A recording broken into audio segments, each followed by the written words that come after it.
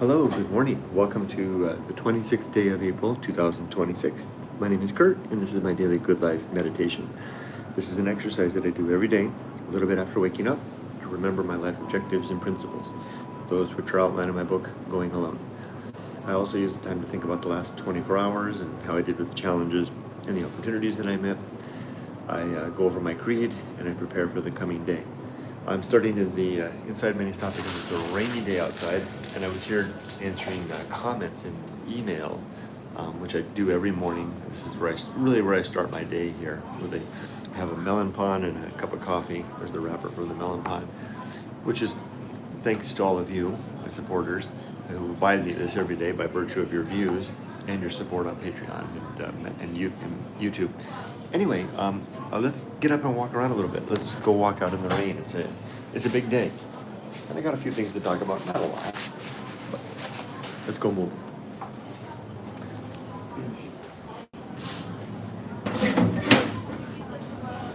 I got some. All right, so here's the rainy, drizzly day. Hopefully we don't lose the connection like we did yesterday. Sorry about that. Anyway, again, Kurt here, living in Japan, retired guy, 60 years old, married to a 60-year-old retired Japanese woman. Got a 24-year-old daughter for the new viewers. This is a community called Yada in Shizuoka City, Japan, aka the Valley of Tea. I make this video every day.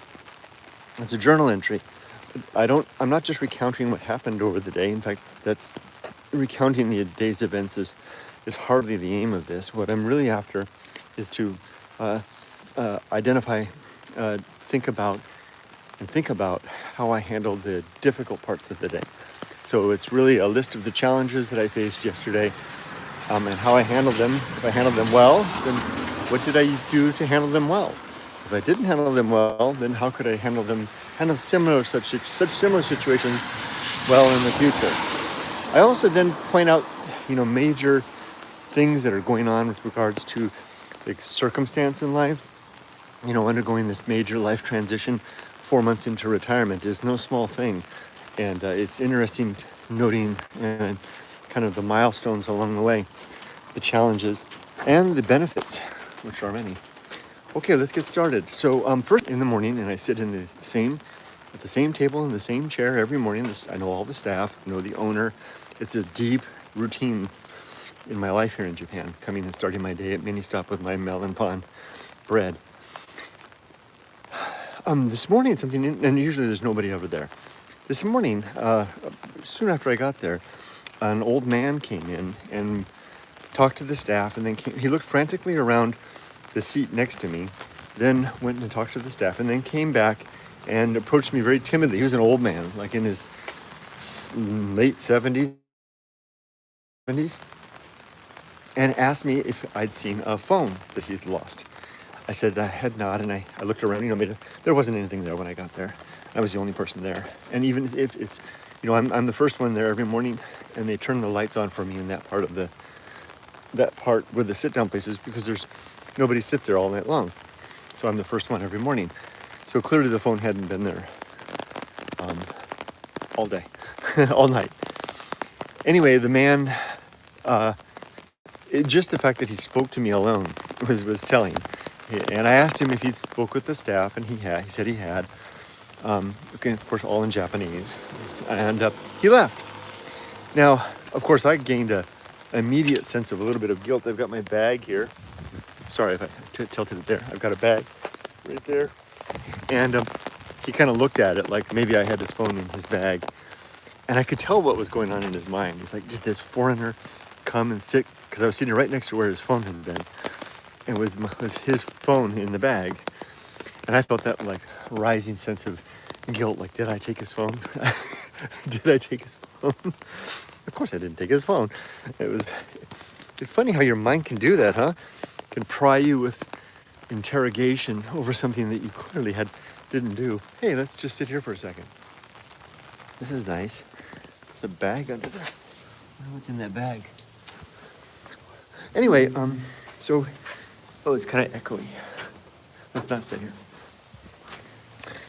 Anyway, so He came back 10 minutes later, frantically looking around again and talking to the staff some more for a long time. And then he came back and looked at me again. Didn't say anything to me, but I could tell what was on his mind. He was, I'm intuiting, right? Guessing, did I have his phone in my bag? And he didn't say anything. By then I had dismissed that ridiculous thought. But I did play it out in my mind because he had talked to the staff so long, frantically. And I was thinking maybe he's calling the cops and they're going to come look. And, I was thinking, well, they asked to search my bag. I thought, well, what would I do if they did? This is the part of the exercise that's important, to imagine the scenarios. And now I would, of course, acquiesce to that. I would show them my resident card, open my bag, say, have a look. Let's find nothing in there. They could search my pockets if they wanted to. Full cavity search if they want to. That's fine. And he went away again. And 5 minutes later, so I had kind of enjoyed all those thoughts, thinking out the various scenarios, waiting for the next step to be the arrival of a patrol car, and then maybe being a nice talking to by the police. I really did. Well, I wasn't expecting that, but I entertained the thought, and I planned it out in my head. I said, well, if this happens, and like I said, a few minutes later, he came back in, and he walked over to me, and he had this kind of a deep apologetic look on his face, and he let me know that he had found the phone, and he bowed so deeply, and he had no need to, right? I mean, he hadn't offended me. He hadn't said anything. He hadn't accused me of anything. But I know I guess he had in his mind. I don't know. I'm guessing that he had in his mind. He had racked himself and felt terrible that for thinking in his mind that I had stolen his phone. And he gave me this deep bow of apology. And I asked him, where did you find it? He said, found it in my car. So that was that. I thought there was some interesting potential psychology going on there. And I do want to point out that was a case where I didn't let the events just play out. I saw where things might be headed. I mean, it's certainly not at all impossible that he might not call the cops. The cops come. Now, he wouldn't have said, I think that foreigner's got my phone. He would have said, I lost my phone here. And then the cops would have come. The cops would have asked me. And if they were particularly suspicious type, they might ask me to search my bag, because cops can do that here in Japan. So, and they would have reason to, I guess. So there was that. That was an interesting experience this morning. All's well that ends well. I was imagining the mini-stop staff coming to my rescue. No, he's a cool guy. He's here every day. Okay, this is the park behind my house. My house is just over here. It's the prefectural park. It's a very beautiful place. Lots of meandering trails all up and down.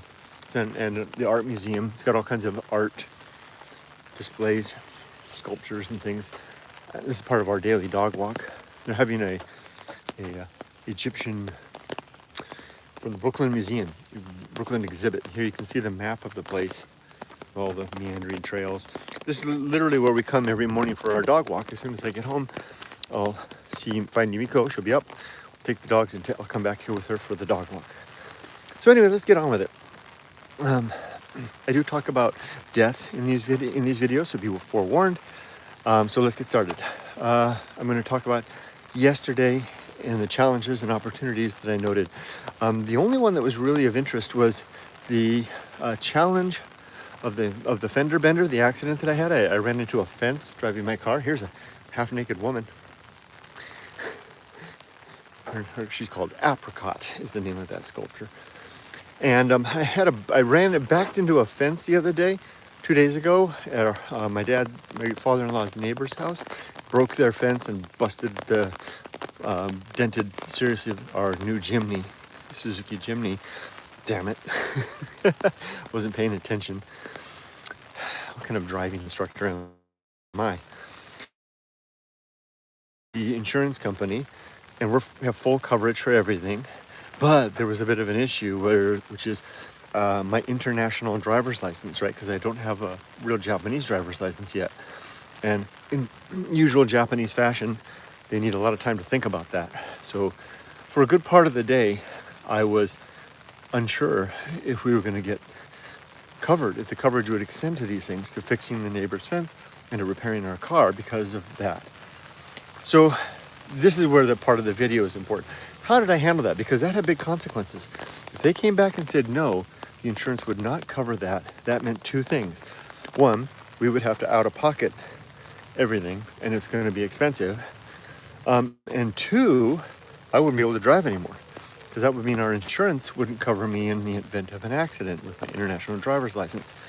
Which, if push comes to shove, we could probably make a case that they should cover us, because if it's good enough for the Japanese government to recognize me as a licensed driver for a year with this license, then the insurance should cover it. But I wouldn't fight that. If they come back and said, no, we don't cover it, then I would have accepted that. Okay, this is the part that's important. I had to run it through my mind. When Yumiko told me that we might not get covered because of the international driver's license, I had to stop and think. This is the part of the exercise that I do. I try not to just live life reacting to the world. I try to, like the man with the thing, forecast what might be coming, work out the options, the pros, the cons, the contingencies, and decide how I'm going to respond. And so I did that, just that. I went to the garden, I sat down and I said, okay, there's two ways that this can go. Either they'll say, yes, we cover you with your international driver's license, which is no problem, no foul, or no problem. Or two, they'll say no, in which case, what will I do? Now, of course, I would discuss these options with my wife, but I thought from my own perspective, I will accept that fact, pay the costs out of pocket, and stop driving until I can get my standard license. I'm working, collecting all the paperwork. I had a license in Japan before, and my wife already went through this. She had to recover her license after a decade in living in America, and there's a process to do that. You just have to provide the proper paperwork, and then the Japanese will reissue our license. And so they'll do the same thing for me, and I'm collecting all that paperwork now. I've just been slow to do that because my international driver's license is good for a year, and we had the house to buy and the remodeling and all that stuff. So it's the next thing on the list after the remodeling, which is happening today. It'll be done this week. And then I'll work on the license after that. So I thought, if they say no, then I'll eat the costs, and then I'll stop driving, and I'll fast track the driver's license beginning next week. Next chance I had with lunch with my wife, I sat down and I reviewed those options, and we came to an agreement that together that's what would happen. So we had it all planned out, and now we just needed the verdict from the insurance company, right? So this is hashtag.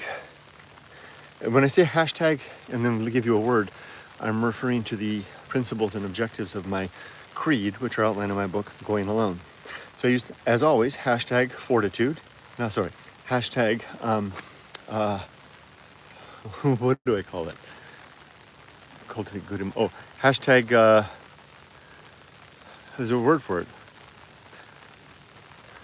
Temperance, yeah. I used hashtag temperance to temper my emotions so that I could act and think in a reasonable manner. I didn't need to give myself any time. I was ready to think. I then used hashtag reason to identify the options, pros, cons, costs, and contingencies. I then used hashtag social principle and hashtag family to then work with my wife to have a communication plan to work with my wife to gain agreement between the two of us about what we would do in either case.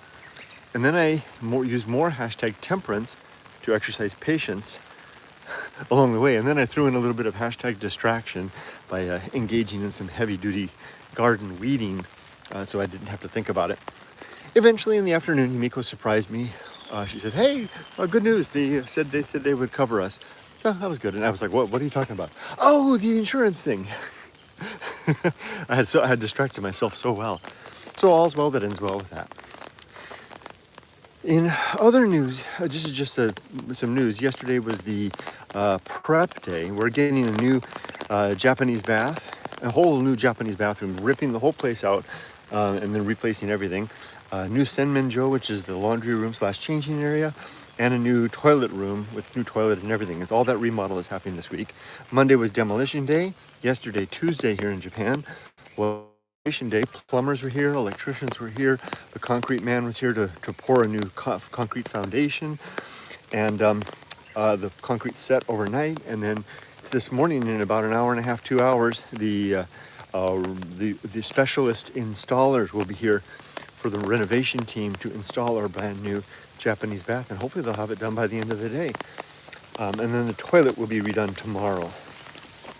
Pretty. This is, again, more of that parkland area next to our house. I love the stone brickwork here.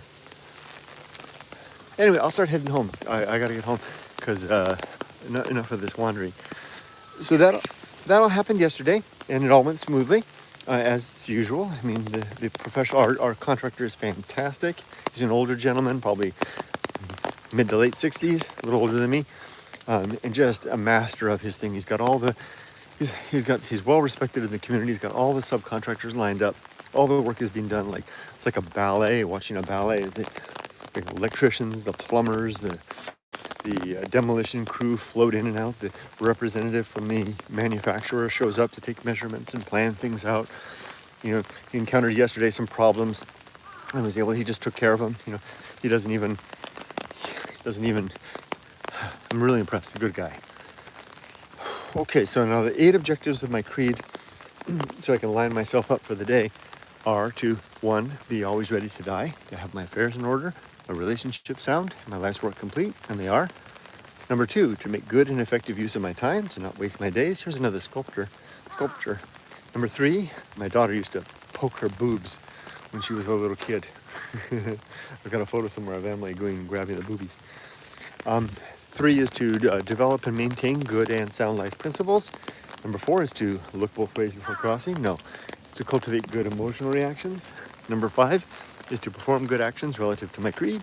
Number 6 is to recognize my true limits and true opportunities, so I'm operating within the scope of my actual capabilities. Number 7 is to do just one thing at a time and do that thing slowly, deliberately, and carefully. Number 8 is to maintain my balance, which is something I was struggling to do in the last 48 hours with that accident. I'm waiting to make sure we could handle everything properly, do the right thing by the neighbor whose fence I broke, and do everything on the up and up with the insurance company, and be mature and reasonable in my response to however they responded, whether or not they were mature and reasonable or not. That's it for that.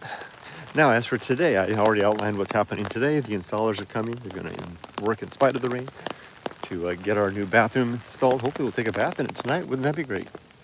And I think that's it. I'm going to read comments. Sorry for yesterday for the cutout, if those that joined us. The broadcasting stopped midway. Scott, hi Scott. Hello from Toronto, Canada. Welcome. Scott says, glad I caught one of your live streams, even if I am late. Well, I'm glad you're here, Scott.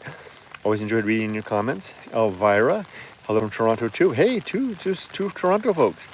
How is everyone watching? Scott asks. Scott continues, hi Elvira, I'm on the west side out in Etobikoke. I used to live in Japan. Hello, Scott. She says, I'm in South Ibi. Well, you guys are in the same area. Scott says, Hyogo, Nagoya, Kyoto, Yokohama, and Osaka. I lived in all those places. Wow, all over the place. West Mall, ever been to Japan? My wife is from there. Hey, Kurt and everyone. Hi, Flower Power 2222. Hi, Flower, Scott says. Scott says, can't wait to see how the renovations turn out. Me too. Elvira says, Scott, I live Eastings, Evans Avenue. Well, I don't want to read all your place where you live. So you're just telling, I've never been there with my son and, sorry, I'm reading it out loud. And daughter-in-law have been and are planning their next visit there this year or next. JZ Pierre says, hello from France. Ooh, hi France. Do you feel better after stopping your daily videos? Do I feel better after stopping? Do you mean like at the end when I'm done with the video and I stop this video? Do I feel better? Yes, I feel like I'm prepped for the day. I feel like I'm a football player that's just stepping out into the football field or the soccer field for you Europeans, well prepped by the coach and ready to go. Where I'm my own coach. I feel ready to go. Yeah, I do feel better. Not that I was feeling bad beforehand, but I feel aligned and in in the direction of my goals. Ooh, there's a lovely view of the Valley of Tea where I live. Let me turn the camera around. This is my valley. This is where I live. My house is just down there by the river. Let's see. Scott Elvira says, Scott, my niece also went to Osaka on a school exchange for about 6 weeks, about 15 years ago, and she loved it. I'm sorry, I'm reading your conversation, the two of you. Good to see you, everyone. Michelle says. Scott says, Kansai was my favorite place to live. Osaka area, so many great places within a short train ride, and I really like the Kansai culture. Yeah, they're fun people. Hi, Michelle, Scott says. Okay, well, there's the valley. Lots of foliage on the citrus trees here. I like that little table right there. Sometimes I see the farmer sitting there eating his lunch. But he's not really a farmer, he's more of a gardener. Okay, well, that's it. I better stop. And I gotta get down there and get ready for the big day of construction. Thanks for joining me, everybody. Be safe, but not too. Take care. And take care over there in Toronto, too. Bye-bye.